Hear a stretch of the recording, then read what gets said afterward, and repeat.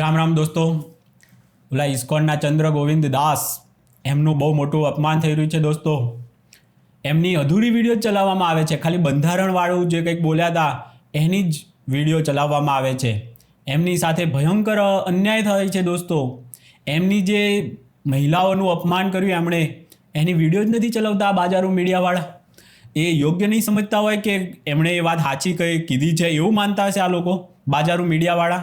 કારણ કે એણે જે વાત કરી છે એની ગઈકાલે આપણે સંભળાવ્યું હતું તમને, પણ આજે પણ હું તમને થોડુંક સંભળાવી દઉં એનું કે બોલ્યો તો હું એ જે વસ્તુ બોલ્યો છે ને. સ્ત્રીઓ પાસે જે નોકરી કરાવે ને એનથી મોટામાં મોટો હરામખોર બાપ આ જગતમાં હોય જ નહીં બીજો કોઈ. જે પોતાની દીકરીઓથી નોકરી કરાવે છે ને એ એક રીતે પોતાની દીકરીઓને વ્યભિચારમાં ધકેલી રહ્યા છે. અને બીજા હરામખોરો એ છે જે પોતાની દીકરીઓથી કમાણીની આશા લઈને બેઠા છે. બરાબર દોસ્તો. તો આમાં એ બોલે છે કે દીકરીઓ પાસે જે કામ કરાવે છે, નોકરી કરાવે છે ને એ હરામખોર છે અને દીકરીઓ પાછી વ્યભિચારના માર્ગે છે આવું કહે છે. તો આ ઇસ્કોનવાળા માટે જ કીધું છે, એનો મને કંઈ વાંધો જ નથી. આ આખી દુનિયા માટે એણે નથી કીધું, એ એના સંપ્રદાય ઇસ્કોન માટે કીધું છે. અને પણ બીજા બાજુ બાજારો મીડિયાને પણ કીધું છે, કારણ કે એ તો બધી વસ્તુ ઓઢી લે છે. એ તો કોઈ બીનું આવું કોઈ સ્વામિનારાયણ વાળો બોલ્યો હોત ને તો કેટલા ઘાઘરા ઊંચા કરીને આ નાચતા હોત. આ બાજારો મીડિયાવાળા કેટલા હરામી ખોર છે. અને આને પાછા સમર્થનવાળા અમુક છે પાછા. આયરો જે બોલ્યો છે ને એનું સમર્થન કરવાવાળા છે. એ કે પહેલાંના સમયમાં સ્ત્રી લક્ષ્મી કહેવાતી, બહાર નહોતા મોકલતા. કેટલી નીચ કક્ષાના લોકો છે. આ જે છે ને આ મોબાઈલ આવી ગયા, મોબાઈલ આમાં આખી દુનિયા આવી ગઈ છે દોસ્તો. બહાર જવાની જરૂર જ નથી. આ જો મોબાઈલ તમે તમારી દીકરીને આપ્યો છે એ બહાર જાય ના જાય બધું જ આનાથી થઈ જાય છે. અત્યારે તમે ઘરમાં બેહાડી રાખશો એટલે આ જે કહેવા માગે છે ને આ વ્યક્તિ જે કહેવા માગે છે ને એમાંનું નથી થવાનું. કેટલા લફડા ને એવું બધું મોબાઈલથી જ થાય છે. અને ઘરમાં બેહેલા છોકરીઓના ને એમના થાય છે. પણ બહાર જશે તો થોડો એને સંસ્કાર આપી દીધા હશે તો તમારે કંઈ જોવાનું જ નથી. પહેલાં તમે છે ને તમારી દીકરીઓને સારામાં સારા સંસ્કાર આપ્યા હોય, દીકરી હું દીકરા બધાને જ, તો એને પછી તમારે જોવું જ ના પડે બહાર કામ કરવા જાય ના જાય. એનો હું આટલો બધો વિરોધ હોય. આજના સમયમાં તમે ધારો કે હું ભણ્યો હોઉં, ડૉક્ટર થયો હોય તો પછી હું કંઈ ઘરનું કામ કરવા ડૉક્ટર થયા? વિચાર તો કરો. આ નીચ કક્ષાનો માણસ આ બધું વિચાર નથી કરતો. એ ખબર નથી એ શું ભણ્યો છે મને નથી ખબર, પણ આના જેવા જ હશે ને બધા નીચ કક્ષાના. આ એક મોટિવેશનલ સ્પીકર કોઈક હતો ને એના ત્યાં આવી ગયો હતો તો આની તો એવી વિડીયો ફરતી હતી. આમ એના માટે છે ને બધા આમ સાદર સત્કાર થાય, પછી સામેથી કૃષ્ણ ભગવાન વિશેની મોટિવેશનલ સ્પીકર કરે, આમ એને આશીર્વાદ આપે. તો એ મોટિવેશનલ સ્પીકર એ આનો ચેલો આ બધા કઈ માનસિકતાવાળા હશે? વિચાર તો કરો દોસ્તો તમે કે આ હરામખોરો કઈ દિશામાં લઈ જવા માગે છે સનાતન ધર્મને. જો કે અમુક લોકો ઇસ્કોનને સનાતની નથી માનતા, વિદેશી સંસ્થા માને છે ને એવું બધું છે, પણ હું તો એને સનાતનનો હિસ્સો જ માનું છું દોસ્તો. આ એકાદ જણ વ્યક્તિ ખરાબ હોય એના લીધે એ કૃષ્ણ ભગવાનની પૂજા કરે છે તો પછી એ સનાતની ના કહેવાય તો તમે કોને કહેશો સનાતની? તો પણ આને છે ને લોકો સમજાવે છે કે જો દોસ્ત અત્યારે તો મોંઘવારીનો એટલો જમાનો છે ને તો કામ બધાએ કરવું જ પડે. એક તો મોંઘવારીના લીધે, પણ ખાલી મોંઘવારી ના હોય તો પણ શું બહાર ના જવું એ યોગ્ય છે? તમે સંસ્કારો આપેલા હોય તો તમને એટલો વિશ્વાસ હોવો જોઈએ કે મારી દીકરી બહાર જશે ગમે તે હોય એ કાંઈ પણ ખોટું પગલું નહીં ભરે કે કોઈ પણ એને કાંઈ એવા આ જેવી માનસિકતાવાળો છે ને એવું કાંઈ નહીં થાય એની સાથે, એવું કાંઈ નહીં કરે. આવો વિશ્વાસ તમારા સંસ્કારોમાં હોય અને એ સંસ્કારો આપવાનું જેનું કામ છે એ આવા હરામખોરો આવા પ્રતિબંધો મૂકશે તો પછી એ ઇસ્કોનની સંસ્થાને પણ ક્યાં જશે એ લઈને આવા? એટલે મેં કીધું આ છે ને એના જ દુશ્મન છે. સંપ્રદાયોમાં પણ જો કોઈ હોય તો બફાટ કરનારા એમના સંપ્રદાયના જ દુશ્મન છે. પણ જે બાજારો મીડિયા રહ્યું ને દોસ્તો એ તો એને જ કીધું છે. આણે છે ને બાજારો મીડિયાવાળાઓને જ કીધું છે. બાજારો એટલે તમને ખબર જ હશે એનો મતલબ કે પ્રોસ્ટિટ્યૂટ, વેશ્યા. આવું વીકેસી સાહેબે આનો જવાબ પણ આપેલો છે કે આને પ્રોસ્ટિટ્યૂટ મીડિયા છે. એટલે કોઈ વ્યક્તિ નહીં, એમાં પુરુષ પણ હોઈ શકે, સ્ત્રી પણ હોઈ શકે. એ બાજારો મીડિયા કહેવાય. કારણ કે તે કોઈની ઉપર ખોટા આરોપો નાખતી હોય છે.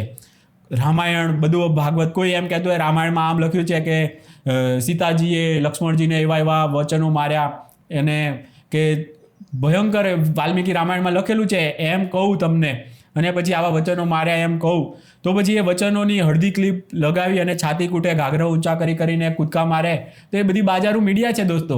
કોઈ પણ જાતના વાંક ગુના વગર ડાયરેક્ટ આખા સ્વામિનારાયણ સંપ્રદાય ઉપર આરોપો ઠોકવા માંડે કોઈ એક વ્યક્તિની ભૂલના લીધે.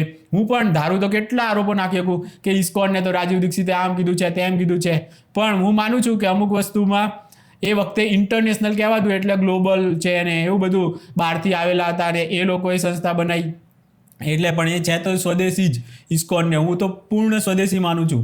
અને એના જેવું કાર્ય છે ને BAPS વાળા કે સ્વામિનારાયણ વાળા પણ નથી કરતા એટલે સુધી માનું છું. એ જબરજસ્ત કાર્ય એ રશિયા અને એવા દેશોમાં એ લોકોએ માંસાહારી લોકોને પણ ભગવાનના ભક્તિના માર્ગે ચલાયા. એ કંઈ જેવી તેવી વાત નથી, પણ એમાં એકાદ આવી કેરી હોય બગડેલી. એટલે ખાલી મારે તો આ વ્યક્તિનું છે ને વિડીયો નથી ચલાવતા ને મને એનું દુઃખ છે કે બાજારું મીડિયાવાળા એ જે વાત બોલ્યો છે ને એની કેમ નથી ચલાવતી. શું એ માને છે કે આ બોલ્યો એ સાચું છે, એનું સમર્થન કરતી હશે બાજારું મીડિયા એટલે જ નહીં ચલાવતી હોય. અને આનું સમર્થન કરવાવાળા ઘણા છે. મારે કોમેન્ટમાં જ આવ્યા એ કે ભગવદ્ ગીતામાં આવું લખ્યું છે. ઓરે બાપ, ભગવદ્ ગીતામાં આવું લખ્યું હોય? ગજબનાક છે. આવું મેં તો વાંચી નથી ભગવદ્ ગીતામાં, આવું ક્યાંય વાંચ્યું નથી. પણ ક્યાંક હોય તો દોસ્તો એ જે કોમેન્ટ કરવાવાળાને પણ કહેવાનું કે રેફરન્સ સાથે કહે તો હું થોડું ગૂગલ કરી નાખું કે શું લખ્યું છે, એનો અર્થ શું છે. કારણ કે મહાન ગાર્ગી હતા. આવા કેટલાય છે જે આખું ઋગ્વેદમાં અને મતલબ વેદોમાં જે ઋચાઓ છે ને એ મહિલાઓના હાથની એમની બનાવેલી છે. બોલો, એ ગાયત્રી મંત્ર જેમ વિશ્વામિત્ર ઋષિએ બનાવ્યો છે ને એવી રીતે ઘણા બધા મંત્ર એ મહિલાઓએ બનાવેલા છે. તો હું એ ભણ્યા નહીં હોય અને બહાર કામ નહીં કરતા હોય. પહેલાંના ટાઈમમાં આવું રોજગારનું ને એના માટે બહાર જવું નહોતું પડતું એટલે બની શકે કે જાય નહીં, કારણ કે બધું શિકાર થઈ જાય ને એવું બધું, મતલબ બહુ હેવી કામો હોય. એટલે આજે તો હું જે ઘરના કામ વધારે અઘરા પડી જાય છે અત્યારે. મહિલાઓને ઘરનું કામ કરવું ને વધારે અઘરું પડી જાય છે અને એટલે પણ નોકરી કરતા હોય છે. અને એમાં કોઈ વાંધો નથી, ઓછું જે સિમ્પલ છે પૈસા એટલા રૂપિયામાં તો બીજા કામવાળી બેન એનાથી વધારે રૂપિયા એ કમાતા હોય તો કામવાળી બેન હોય એ લોકો એ કામ કરી લે તો એનું કામ ઘરમાં બીજા કરી લે તો એ રીતે પણ ઘર ચાલે અને એ પૈસા કમાય. તો પૈસા કમાવા માટે બહાર જવું પડે, પોતાનું ટેલેન્ટ બતાવવા માટે. પોતે ભણ્યા છે તો શું કામ ભણ્યા છે, ડૉક્ટર, એન્જિનિયર આવું બધું થયા છે તો શું કામ તો ખોટો ખર્ચો કર્યો છે. તો પછી તો એમ જ કહી દેવાય કે કોઈને ભણાવવા જ નહીં, મહિલાઓને ભણાવવા જ નહીં, આવું કહી દેવાય. પહેલાં એવું જ કરતા હતા, ભણાવતા જ નહોતા. એટલે પેલા ફૂલે મૂવી આવી રહ્યું છે એ એક્સટેન્ડ થયું છે કંઈક એની તારીખ, એનો પણ વિરોધ થઈ ગયો છે તો એક્સટેન્ડ થઈ ગયું એવું સાંભળ્યું છે, ખબર નથી શું છે. પણ એ ફૂલે મૂવીમાં જે જ્યોતિબા ફૂલે કરીને છે એમણે મહિલા સાક્ષરતા અભિયાનનું જ મોટામાં મોટું કાર્ય કર્યું હતું. એના લીધે તો એમનો ભયંકર એ વખતે વિરોધ પણ થયેલો હતો.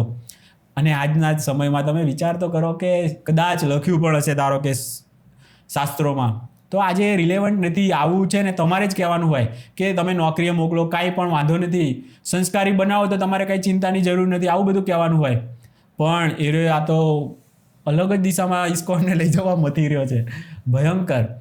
હવે મારે એની પર્સનલ વાતો છે એના પરિવારની ને એવી બધી એ નથી કરવી. આપણે ઘણી બધી વાતો આવી છે પણ એવી બધી આપણે નથી કરવી. એણે જે બોલ્યો છે ને એ બહુ ખોટું બોલ્યો છે અને એ વસ્તુ ચલાવતા નથી મીડિયાવાળા, અને એના બાબતે એણે કોઈ માફી પણ નથી માગી. અને એ બાબતે એને ખુદ ખુલાસો કરીને માફી માગી લેવી જોઈએ. પણ એને ખુદને પણ એવું નહીં લાગતું હોય કે હું કંઈ ખોટું બોલ્યો છું, કારણ કે એને છે ને ચગાવનારા બહુ બધા છે. એની જેવી હલકી માનસિકતાવાળા ઘણા બધા હોય દોસ્તો, ઘણા બધા છે. એની તો હું વાત કરવી, એની હું કોમેન્ટોને એવું બતાવું તો એનો આખો સમાજ બિચારો લાજી મરે. એટલે આપણે એવું ના બતાવાય એટલે નથી બતાવતા. બાકી આવા એકાદ હું ઘણા બધા હશે ગામમાં આજે પણ હશે કે છોકરીઓને બહાર ભણવા ના મોકલવી કે બહાર કંઈ એવું વધારે ભણાવવી નહીં, નોકરી ના કરાવી. આવી નીચ માનસિકતાવાળા હવે ભયંકર પાકવા માંડ્યા છે. તો શું કરી શકાય? એને તો ઇગ્નોર કરી શકાય. ક્યાં પછી ઇસ્કોન જેવા સંપ્રદાયમાં જો આવું પ્રોત્સાહન આપતા હોય તો બીજા સંપ્રદાયમાં જતું રહેવાય, એમાં શું વાંધો છે? ઇસ્કોન છોડીને બીજા પુષ્ટિ માર્ગમાં ને એમાં જતું રહેવાય, એમાં બધી છૂટછાટ હોય તો એમાં જતું રહેવાય. જ્યાં પણ કદાચ ઇસ્કોનમાં આવું નહીં હોય, આવી માનસિકતા નહીં હોય ઇસ્કોનની, આ એક જ એવો હશે. પણ જો આખાની હોય કે ભગવદ્ ગીતામાં લખ્યું છે તો પછી આખું શાસ્ત્ર બદલવું પડે એ લોકોને. તો ખાલી કૃષ્ણ ભગવાનની સારી વાતો, બધી વાતો આપણે માનતા તો નથી, તો એકાદ આવી વાત પણ ના મનાય. જો લખ્યું હોય તોની વાત છે, લખ્યું હોય તો, આવું લખ્યું નહીં હોય. પણ લખ્યું પણ હોય કદાચ તો ઘણી બધી વસ્તુઓ અત્યારે જો જન્માષ્ટમીનો જો ને વિચાર કરો દોસ્તો, ભગવાને કંઈ લખ્યું છે કે જુગાર રમવો, તો જન્માષ્ટમીમાં દિવસે જુગાર રમાય છે જુગાર. તો આવું બધું ના કરવાનું પણ કરતા હોઈએ છીએ. તો જે કરવાનું કીધું છે એ નથી કરતા.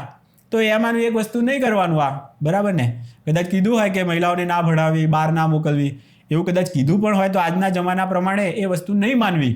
એમાં કાંઈ ભગવાનને કોઈ નારાજ નથી થઈ જવાના. જે લખવાવાળા એ વખતે જે સમજીને લખ્યું હશે, આજે જો ફરીથી એ જ વ્યક્તિ લખે ને તો એ આવું ના લખે. એટલી સિમ્પલ સમજ હોવી જોઈએ. પણ ના હોય તો હવે શું કરી શકાય દોસ્તો? કારણ કે જૂના પણ કાંઈ પણ લખ્યું હશે એ બદલી નથી શકવાના. હવે નવી સરથી નવા એડિશનમાં તમે સુધારો ચોક્કસ કરી શકો. નેક્સ્ટ ટાઈમ તમે એડિશન બદલો નવી આવૃત્તિમાં, એ સુધારો કરી શકો જો એના સંપ્રદાયવાળા નક્કી કરે. હિન્દુ ધર્મ, સનાતન ધર્મમાં ચોપડાઓમાં આવું લખ્યું છે કે ફલાણી જાતિ નિમ્ન છે, એને મંદિરમાં પ્રવેશ નહીં, આવું ઘણું બધું છે. એ નવી આવૃત્તિઓમાં એ બધું રદબાતલ કરી નખાય. એમાં કોઈ ભગવાનને ખોટું નહીં લાગે, કોઈ લખવાવાળાને પણ ખોટું નહીં લાગે. તમારે જેટલો બદલાવ કરવો હોય ને તો આજના ટાઈમ પ્રમાણે કરવો જ જોઈએ, નહીં તો તમે પ્રગતિ જ નહીં કરી શકો. વિચાર કરો કેટલા બિચારા મા બાપો દુઃખી થતા છે આની આ વાત સાંભળીને. ખતરનાકવાળી છે, છેલ્લો નિમ્ન કક્ષાની. શું કહેવું દોસ્તો? પણ ચાલે છે. બાજારું મીડિયાને ખાસ તો એ ચલવે ને તો મને બહુ મજા આવે. કારણ કે બાજારું મીડિયા, એના બાપ, એના મા બાપ, એને બધાને સાંભળવા લાયક છે એ વસ્તુ, બાજારું મીડિયાને. કારણ કે એ સ્વામિનારાયણ વાળાની જ વાહે પડેલી હોય છે. એટલે ખાસ એ લોકોએ તો સાંભળવી જોઈએ કે તમે કઈ નીચ કક્ષામાં છો આ બધા વિદ્વાનોના મતે. તો જ ખબર પડે કે કોણ સારું છે ને કોણ ખરાબ છે. પણ ઠીક છે, આપણે ચલાવશું. આપણે 2 નહીં 5 વિડીયો બનાવી નાખીશું. તો જ્યાં સુધી એ લોકો નહીં ચલાવે ને ત્યાં સુધી રોજ વિડીયો બનાવીશ. એવું લાગે ત્યારે દર 2 મહિને 5 વિડીયો ચલાવીશ. આપણે જ ને તો જ્યાં સુધી એ નહીં ચલાવે ત્યાં સુધી આપણને તો એ છે જ. કારણ કે એક જ વિડીયો ચલાવી છે, ખાલી બંધારણવાળી ચલાવી છે, આ નથી ચલાવી. આ વિડીયો ચલાવી અને છાતી કૂટો, પેલો જ્યોતિર્નાથને પાસે બોલાવડાવો કે એ શું માને છે, ડૉક્ટર, એ ડૉક્ટર શું માને છે. પછી શંકરાચાર્યને પૂછો એ શું માને છે, એ શું માને છે, એમનું મત માનવો જોઈએ ને. બધાનું પૂછતા હોય ને બાજારું મીડિયાવાળીઓ બધી. જાઓ પૂછવા હવે કે શંકરાચાર્ય શું કહે છે, ફલાણા શું કહે છે, ઢીમકાણા શું કહે છે. બધાને પૂછવા જાઓ હવે ઘરે બધાના એમની પાસેથી. સ્વામિનારાયણની જ ઈંટો ખાલી હલાવવા મતતા હોય છે. આ જશે ને તો ખબર પડશે એ લોકોની પણ શું છે કહેવું આની ઉપર. એ લોકોએ કદાચ આની સમર્થન બી કરી નાખે તો શું હાલત થાય પછી? તો એક બધાને સ્વામિનારાયણ જ આશરો રહેશે. હું જો એક મસ્ત ઉદાહરણ આપું કે દરિયો પાર ના કરવો, આવું અમુક શાસ્ત્રોમાં લખ્યું છે. આપણે બધા પાડીએ છીએ? નથી પાડતા, એનું જરૂર જ નથી. પણ જેને પાડવું હોય એના માટે શું કરવું પછી? તો એને થોડુંક હું કહી દઉં કે થોડીક વાર છે ને બુદ્ધ બની જવાનું, બુદ્ધ ધર્મના બની જાઓ. થોડીક વાર ક્યાં પછી સ્વામિનારાયણ બની જાઓ. ક્યાં પછી જે વૈષ્ણવો પણ જતા હોય છે બહાર, તો એ પુષ્ટિ માર્ગવાળા એવા વૈષ્ણવ બની જાઓ થોડીક વાર માટે. એમાં શું વાંધો છે? થોડીક વાર માટે એ ટાઈપનું બની જવાય. રામકૃષ્ણ મિશનવાળા બની જવાય થોડીક વાર માટે. ઇસ્કોનવાળા બની જવાય સમુદ્ર પાર કરવા માટે. પછી ત્યાં જઈને પાછા સનાતની બની જવાનું, ત્યાં ઉતરી જઈએ એટલે પાછું. આ સમાધાન છે. આવા સમાધાનો છે ને એ લખવાવાળાના છે ને વંશજો આપી દે તો પછી આવા સમાધાન તો આપણને નથી આવડતા. તો આપણે જાતે શું કામ નથી સમાધાન બનાવી નાખતા? તો દોસ્તો આવું ઘણું બધું છે જેની ઉપર છે ને આપણને હસવું આવે. આ બધું હસીને હું કામ કહું છું? કારણ કે આજે એનું રિલેવન્ટ નથી અને પછી એ તમારી ઉપર થોપવામાં આવતું હોય અને પાછું તમે એરિયો ઓઢીને ફરો બી ખરા, તો પછી તો હસવા સિવાય આમાં બીજું શું કરી શકાય? ઓકે દોસ્તો, ચાલો ત્યારે બીજા કોઈ વિડીયોમાં મળીએ. ત્યાં સુધી રામ રામ.